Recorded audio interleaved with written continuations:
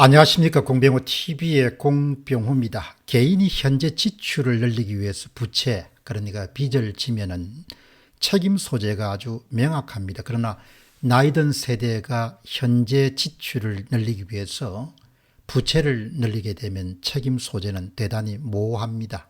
그렇기 때문에 나이 든 세대는 개인적으로 자식들에게 부채를 넘기는 것을 극도로 싫어합니다. 하지만 집단적으로는 이런저런 근사한 명분을 붙이거나 또 분위기에 편성해서 다음 세대에 예사롭게 부채를 떠넘기는 일을 서슴지 않고 하게 됩니다. 이재명 후보가 불을 붙인 추가적으로 100만 원의 재난지원금을 지불하는 그런 주장도 따지고 보면 다음 세대에 빚을 넘기는 일종의 행위입니다. 현재 지출이 이런저런 명분으로 합리화된다고 하더라도, 아무리 그런 이야기를 또 많이 만들어낸다고 하더라도 결국은 부채를 다음 세대에 넘긴다는 그런 결론에는 변함이 없습니다. 아무리 근사하게 포장을 하더라도 결국은 소득을 넘어서는 지출을 한다는 것은 다음 세대에 부담을 넘기는 행위다, 이렇게 볼 수 있겠습니다. 문재인 정부 5년 동안 발행한 적자 국채 규모는 약 300조 원 정도를 넘었을 것으로 봅니다. 기획재정부의 추계에 따르게 되면 2018년부터 2022년까지 5년간 발행한 적자 국채 규모는 정확하게 333조 7천억입니다. 그러니까 약 334조 원 정도의 적자를 진 겁니다. 현재 지출을 감당하기 위해 가지고 약 334조 원 정도의 빚을 다음 세대에 넘긴 것이 바로 문정부입니다. 정부는 2021년에 104조 원 정도의 적자 국채를 발행하고 2022년도에는 77조 6천억 정도의 적자 국채를 찍을 예정입니다. 그런데 현재가 그렇다고 하는 거니까 새 정부가 들어선 다음에 또 더하게 될 테니까 100조 정도를 넘어서게 되겠죠. 이것은 이전의 5년, 그러니까 2013년부터 2017년까지 졌던 144조 8천억보다도 약 2.3배 정도가 증가한 수치입니다. 결국 고스란히 현재 세대가, 나이 든 세대가 현재 지출을 위해 가지고 다음 세대에게 부담을 계속해서 떠넘기는 그런 일들이 우리나라에서 계속해서 이루어져 왔다, 이렇게 볼 수 있겠습니다. 연도별로 보면 2018년도에 적자 국채 구매는 15조 원이었습니다. 2019년도에는 34조 3천억입니다. 2020년도에는 102조 8천억 정도로 급격히 늘어나게 됩니다. 적자 국채는 지속적으로 이자 비용이 발생하는 그런 점에서 미래 세대 부담으로 계속해서 이어지게 됩니다. 실제로 이번에 이재명 후보의 주장처럼 1인당 100만 원 정도의 국민재난지원금이 현실화되게 되면 추가적인 재원이 한 56조 정도 확보돼야 됩니다.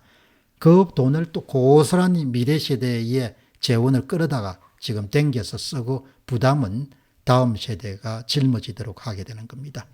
다음 정부가 문재인 정부의 이런 확장적 재정기조를 계속해서 유지하게 되면 8년 후에 국가부채가 2천조를 넘을 것이다, 이런 전망이 속속 나오고 있는 실정입니다.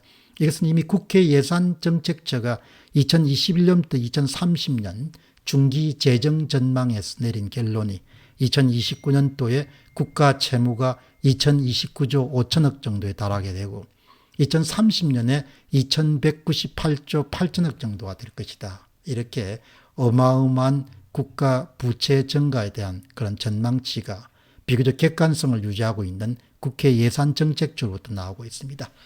그렇지 않아도 한국은 이미 연금 제도를 통해서 다음 세대에게 엄청난 부담을 증가시켜 왔습니다. 누구도 이 문제를 그냥 본격적으로 거론하려고 하지 않습니다. 윤석명 한국연금학회장이 밝히는 현재 한국의 연금 적자 문제는 우리가 아는 것보다도 훨씬 심각합니다. 그러니까 2020년 한 해만 하더라도 공무원연금과 군인연금을 이 적자 규모가 총 100조 원 정도를 넘어섰습니다. 이런 추세가 계속되게 되면은 국민연금의 경우만 하더라도 2088년까지 1경 7천조 정도의 누적 적자가 쌓일 전망입니다. 그러니까 납입하는 돈은 적고 그 다음에 지출하는 돈은 많기 때문에 결국은 이렇게 엄청난 그런 천문학적인 규모의 연금 적자가 지금 쌓이고 있는 겁니다. 최소 추정치를 동원하더라도 현재 한국의 공적연금의 경우에는 매일 하루하루마다 4천억 정도의 적자가 지금 누적되고 있습니다. 4천억 정도의 적자가 공적연금에서 계속해서 발생하고 있습니다. 매일입니다. 매일 1년이 아니고.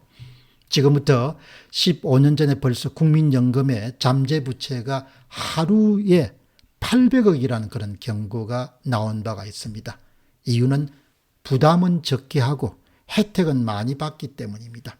이것도 결국 현재 세대가 더 많은 지출을 하고 있는 겁니다. 자기가 불입한 그런 납부금에 비해서. 한국과 유사한 수준의 연금을 지금 지급하고 있는 유럽의 핀란드 같은 경우는 현재 보험료 부담이 소득의 24.4%를 유지하고 있습니다.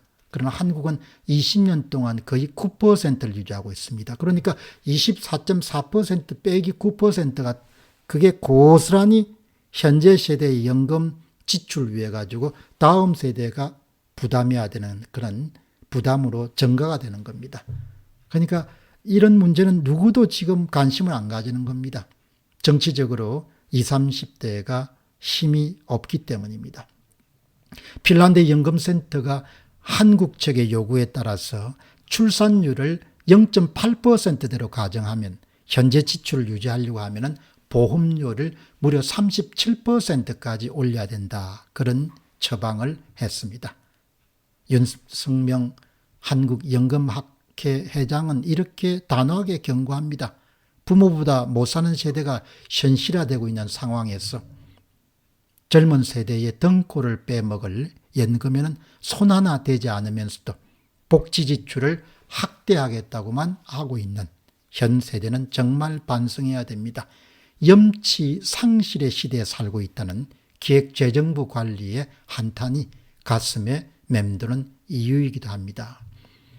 모든 경제 문제를 관통하는 가장 좋은 법칙은 수익자 부담의 원칙이죠. 자기가 불입한 것만큼만 받으면 되는데 이게 이제 다음 세대를 거의 약탈하는 수준까지 간 겁니다. 사실 이게 현재 세대가 다음 세대를 약탈하고 있다는 그런 표현을 사용해도 하나도 무리가 아닙니다. 윤석명 한국연금학회 회장은 자신이 그런 전문가들과 만난 그런 만남에서 두 가지의 특별한 그런 만남에 대한 부분을 우리에게 소개합니다. 오랜 지인인 핀란드 연금센터의 이정호 실장은 저에게 자주 물어보는 질문이 있습니다. 출산율이 낮아 연금제도가 지속 불가능해 보이는데 한국은 현재 어떤 준비를 하고 있습니까? 또 작년도에 한중일 연금 전문가 세미나 발표자였던 일본 관리가 또 윤석명 한국연금학회장에게 이렇게 질문을 던집니다. 훨씬 적게 부담하면서도 한국은 어떻게 일본보다 더 많은 액수의 연금을 지급할 수 있습니까? 한국 역사에서 60년대와 70년대의 산업화 시대를 제외하면 사회적 문제를 가지고 미리 준비하고 대비했던 그런 경험은 아주 참 일천한 그런 실정입니다. 이렇게 중대한 그런 다음 세대의 엄청난 부담을 떠넘기는 연금 적자 문제에 대해서도 누구도 이야기를 하지 않는 것이죠. 그러나 지금도 대선 후보들은 계속해서 돈 더 쓰자는 이야기가 나옵니다. 정말 양심불량의 시대를 우리가 살고 있습니다. 이렇게 하고서도 앞으로 재정위기를 우리가 피할 수 있다. 그거는 기후제를 지나면 피할 수 있을 것입니다. 필연적으로 피할 수가 없을 것 같아요. 이런 점에서 보면은 정말 무대뽀다라는 점을 지적하지 않을 수가 없습니다. 공병호 TV의 공병호였습니다. 감사합니다.